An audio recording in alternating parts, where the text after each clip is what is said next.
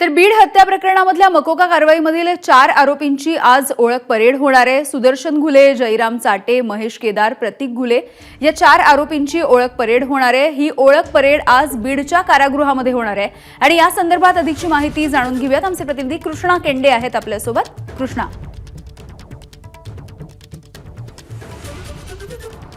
संतोष देशमुख हत्या प्रकरणात मकोका अंतर्गत जे आरोपी कारागृहामध्ये आहेत त्यांची आज ओळख परेड घेतली जाणार आहे। या सगळ्यामध्ये अपहरण ज्यावेळी झालं त्यावेळी संतोष देशमुख यांच्यासोबत एक व्यक्ती होते, ते या अपहरणाचे प्रत्यक्ष साक्षीदार आहेत आणि यांनाच घेऊन ही ओळख परेड केली जाणार आहे, ज्यामध्ये सुदर्शन घुले, जयराम चाटे, महेश केदार आणि प्रतीक घुले या 4 जणांची ही ओळख परेड केली जाईल। आणि त्यानंतर हा महत्त्वाचा पुरावा देखील असेल, कारण या व्यक्तीने जर हेच व्यक्ती अपहरण करताना होते आणि यांनीच अपहरण करून पुढे खून केला आहे हे स्पष्ट झाले तर ही ओळख परेड अत्यंत महत्त्वाची असेल। आणि आज ही ओळख परेड ही केली जाईल आणि जिल्हा कारागृहामध्ये ओळख परेड ही SITच्या अधिकारी करतील।